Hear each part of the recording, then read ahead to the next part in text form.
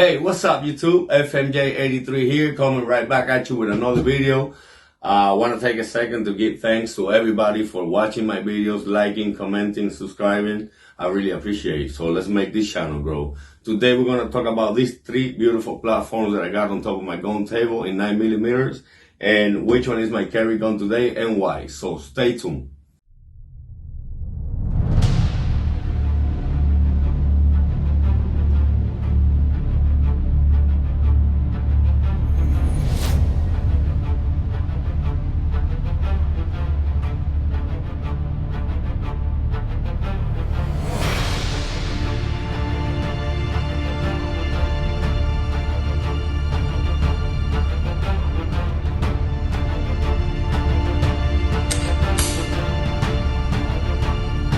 What's up guys, welcome back, and let's start with the first gun on the table. Today I got for you the M&P 9C and my first 9mm gun. First things first, let's make sure the gun is clear. Real quick, FDE in black, 3-dot sight, steel sights, nice serrations on the slide. It will catch your skin every time, no problems right there. The gun has, it comes with 3 different sizes on the back strap, small, medium, and large. For me, the medium does it. Split trigger, you know, it's not the best trigger in this world, but you know, you can get used to it. It comes with a Picatinny rail on the bottom. It comes with 2 12-round magazines, 1 flush and 1 with a pinky rest. You can see right there. So with a flush one, pretty package, pretty good package for conceal purpose. Pretty flush, 6.7 inches overall length, 3.5 inches on the barrel. The only problem right here with that magazine, for me at least, is that my pinky stay out, and you know the small guns tend to be snappy when you're not, you know, using your pinky on the gun, because that pinky right there, believe it or not, is one of the most important fingers when it comes to muzzle rise. So for me, the better option is the pinky rest. I cannot get my whole finger, you know, my whole pinky on it, but I can get some on it. So it's way more controllable that way for me. I also bought this 17-round magazine that, you know, the concealable part of it goes out of the window because it gets too big. But, you know, for home defense, you can get your full grip on it, and you have 17 rounds on this little package. The texture on the grip is not great. I don't know if I mentioned it already, but it's not too good. That is the downside. Let me give you the trigger real quick. It has a lot of trouble on the first shot. It hits the wall, and then it goes bang. The reset is not too bad, you know. It's not too long. It's not short, but it's not too long. Right there, and you can put the next round through it. That's the break, and then you go bang again. Good thing about this gun, what I can say is that it never fell, it never missed. You know, is pretty reliable. I really like this gun, but you know, I needed to get something bigger because it was a little too small for my hand. But it's pretty good gun. I don't think they make it anymore, because when they make the chill, I think they stopped making this one, but I could be wrong. You can probably still buy it out there. It cost me like around $580 back then, something like that. It was less than $600. So there you have it, M&P 9C. Stay tuned for the next one.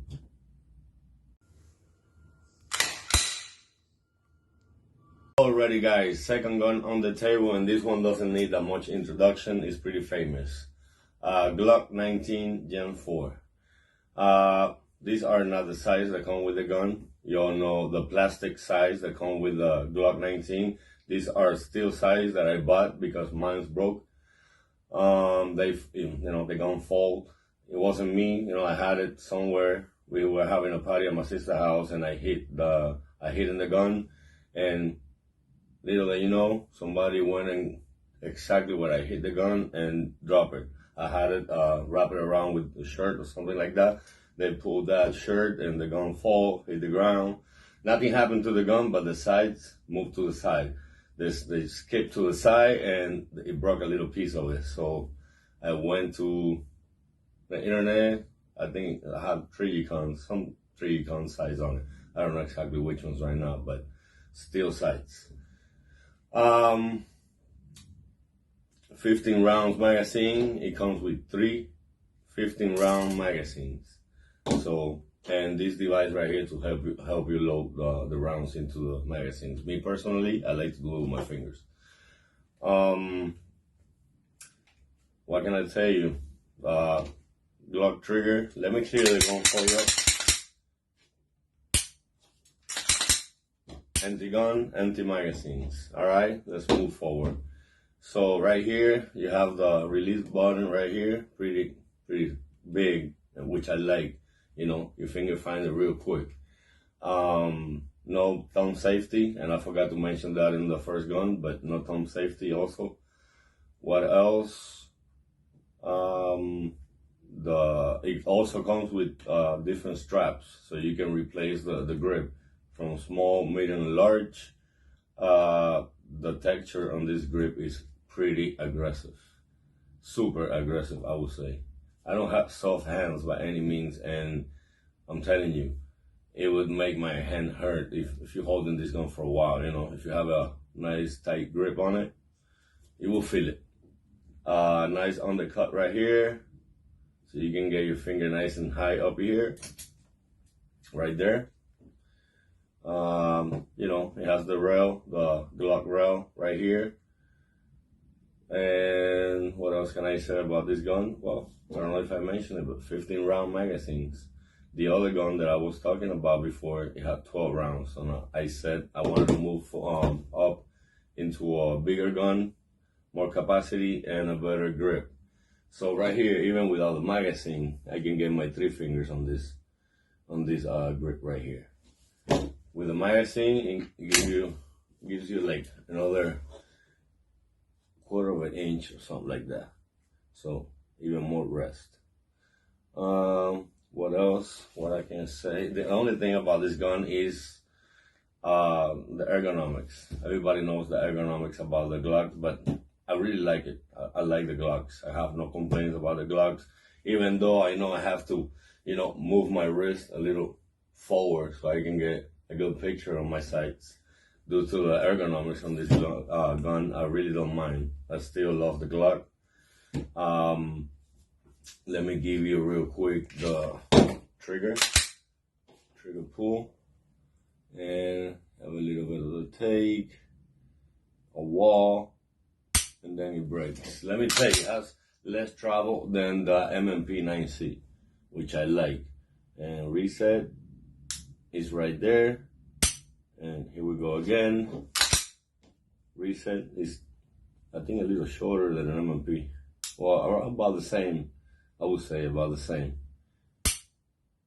But the brake, the travel on the trigger is a lot less. At least I feel it that way. One more time, and there you have it. OD green, like I mentioned before, and black. I love this combination. It's one of my favorite. Now that I have the steel sights, it's a good upgrade to this gun. And man, this thing right here is like really aggressive sandpaper, but I love it. I also gotta mention that I love the square look. I appreciate the square look on the Glock. I really like that. That's why I don't like the Gen 5. When they cut this corner right here in the front, I'm not a fan of that. A lot of people like it, and you know, I don't have a problem with that. That's why they have different stuff for everybody to like different, you know, devices and different looks. I really like the square look on the Glock. I think that's what makes a Glock a Glock. That square look right there. So there you have it. Glock 19 Gen 4, and I really like this gun. But it was my second 9mm gun, and I went to my third one. And I also, let me say something. That's the reason why I went to my third 9mm gun right away, due to the situation that I had with my sights. Because this broke and this gun was out of commission. So I had to go back to the 12 round Smith & Wesson. Last gun of the day. Last but not least, this is the 6 Hour P320xc, a beautiful gun from 6 Hour. So this gun right here, what I can tell you is, first, it's all blacked out, as you can see. That's what I wanted. I wanted an all blacked out 9mm gun. I didn't have any in that color. The sights is called X-ray sights. It's kind of like dark on the back and real bright on the front, green. So your eyes get drawn into the front side real quick. Nice serrations in the front and the back of the slide. The gun is empty, as you can see. Let me show you real quick. No thumb safety. Beautiful beaver tail on this gun. Nice and comfortable. You have nice texture on the grip. Beautiful texture on the grip. It's not as aggressive as the Glock 19, but not as, you know, slick as the MMP. So a nice and high undercut right here under the trigger guard, the Picatinny rail right in the front. You cannot replace the back strap. You cannot make it bigger or smaller, but the way it comes, it feels really nice in my hand. Guys, the flat trigger, that's what does it for this gun. The flat trigger is so fun. And, you know, the trigger pull on this gun is a beautiful thing. Let me see, let me put it right there so you guys can see. So, little bit of trouble, you hit the wall right away, and there it goes. Reset is real short. Look at the reset one more time. You hear it, right? Real short, and then it goes bang again. I love the flat trigger on this gun. Let me put it one more time. Reset, and then just a little bit of a pull, and it's firing again. This is a beautiful gun from 6 Hour. So comfortable. 15 rounds, two 15-round magazines, steel magazines. The only downside, it will be that the magazines are real expensive. It's around 45, 50 bucks each one. That's why I only got two, and I also need to buy more. And also has an indicator up here. When the gun, it has a round on the chamber, it will stick up. So if you pass your hands through it, even at night with your eyes closed, you can tell that the gun has a round in the chamber. Man, what can I say? 6 Hour did it with this gun. I'm going back and forward between this gun and Glock 19, but as of right now, this is the one I'm carrying today, because due to the fact that it's more comfortable, better sights, and the same capacity of the Glock 19, so I don't lose anything there. And a little bit shorter here also. The slide is a little bit shorter than the Glock 19, even though the grip is the same length, but you get a little bit more of a compact platform with this one. And but it is really accurate and reliable. I haven't had a problem with this gun since I bought it, and I have a few hundred rounds through it. So guys, that's the reason why I got this gun today. And if I can give you one advice, it will be to have a few choices. Don't only have one gun, because something can happen to it like it happened to me, and then how can you protect yourself? So there you have it. This is my carry gun, and that's how I found it. You know, you just go fisher to fisher and see which one fits better for your needs. So this one is the best package for what I use it for, you know, which is concealed carry. So there you have it, guys. Thank you for watching, and I will see you on the next video.